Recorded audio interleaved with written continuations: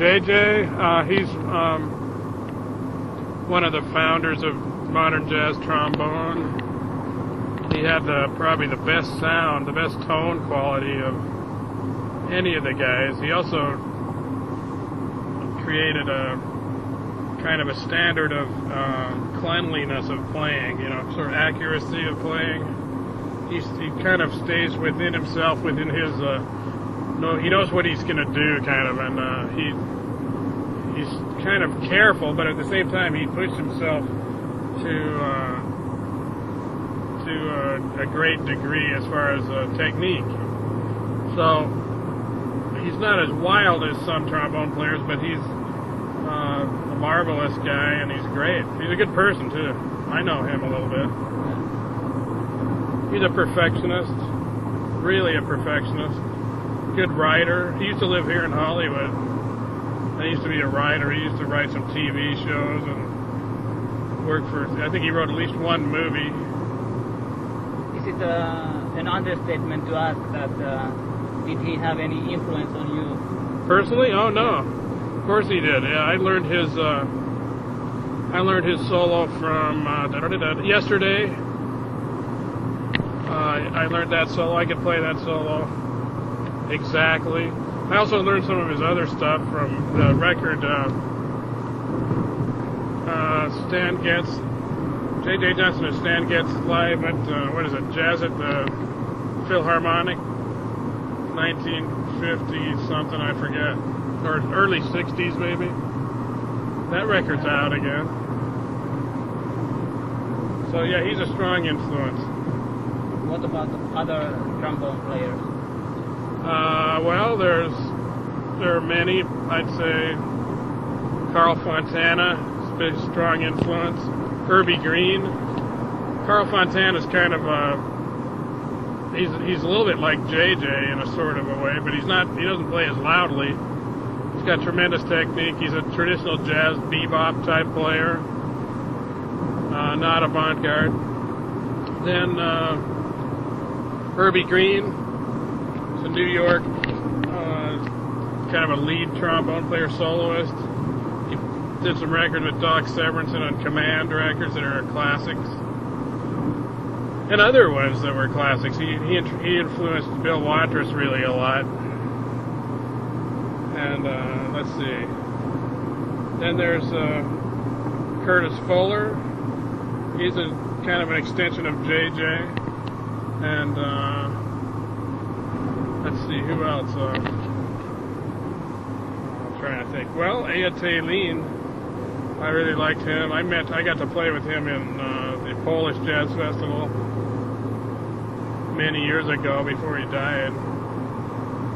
He was fabulous. Other European guys like Albert Mangelsdorf,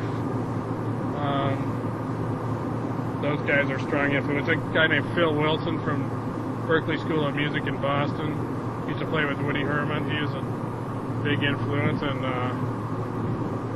Dick Nash, who is a lead trombone player here in LA, played with Henry Mancini on some really classic ballad style records. And then if you go back a little further, there's Jack Teagarden, who is an unbelievable trombone player, technically. And of course, he's one of the all-time classic guys, too, because he played with Louis Armstrong.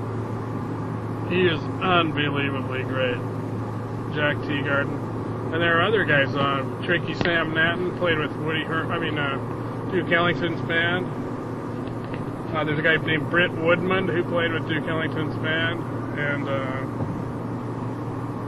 some other guys that mastered the plunger. Al Gray played with Basie, mastered the plunger mute, and a guy named Lawrence Brown who played lead trombone with Duke Ellington for years and years and years. Let's see, so those are some of the highlights. Then there's Frank Rossellino, who is an unbelievable guy from here that you probably know of. He was kind of an unequaled style. Nobody can copy him really. Some people try. Doesn't work. I met him a few times and I knew him. He was great. Great technician. His brother was a violinist, so he used to play violin music all the time. But here's the thing, that I think I got more influenced by sax players like the Little Giant, Johnny Griffin, and Eddie Lockjaw Davis when they had their group. Coltrane, of course, and but I liked some of the bebop guys even. I think Johnny Griffin probably was my biggest influence as a horn player. But there are a lot of others too, though. A lot of other sax players and trumpet players. Musically speaking, did Albert Ehler had any influence you? I mean, yeah, I just listened to his live in Greenwich Village or something like that. Then I thought about your Ants Can Count album after that. I mean the chamber jazz style. Well, it's true. I have an influence from, avant-garde jazz, which is kind of, say, smaller groups with more improvisation. And believe it or not, we actually do that in LA. Yeah. Not as much as New York maybe, but there are a lot of guys, and you'll get to hear some of those tonight, really. But I liked him. I liked Pharoah Sanders and the World Saxophone Quartet. Many of those kinds of guys, Ornette. I really was kind of heavily influenced by Shape of Jazz to Come, which we had a small group when I was going to college. We had a group that was alto sax, trombone, bass, and drums. No chord instruments, because we felt like chord instruments would sort of withhold us from doing the harmonic things that we could do without a chord instrument. And I think that's largely what you're talking about. If you play with a piano or a guitar, then you're kind of stuck within their jail bars, as Beefheart might say. You're sort of put in jail, and you have to play those notes somewhere around those notes that they lay down. And it's a rare piano player who's got enough ears to go with the soloist, or enough inkling. Usually the piano player kind of tries to put you in a certain direction, I think, a lot of times.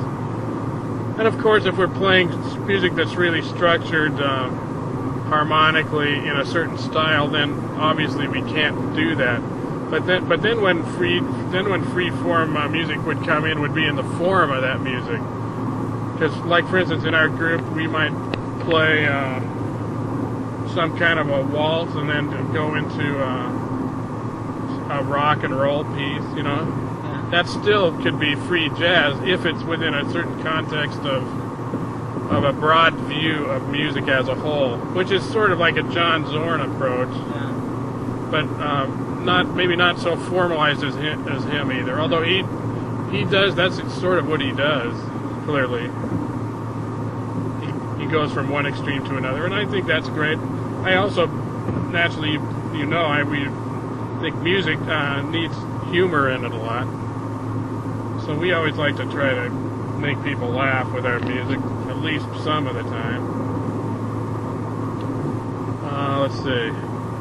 Yes, it's nice to hear that in Hollywood also there exists a phenomenon called avant-garde still. I mean, New York is a place that everybody refers to, but nobody talks about Hollywood or Los Angeles. The problem with Los Angeles that we have is that as soon as we are from LA, then nobody thinks we can play jazz at all. From the East Coast.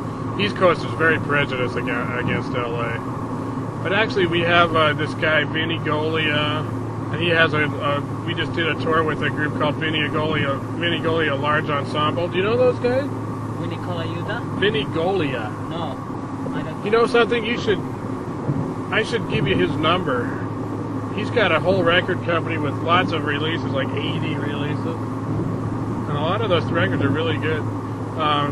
His music is very avant-garde. He plays a saxophone, he plays bassoon, and he plays all the saxophones and flutes and clarinets and everything. Our tour that we did with this large ensemble had about 25 musicians, sort of an improvising big band. you might say. But it also had strings. We had a couple violins, a couple cellos, and two basses. There's a really big group.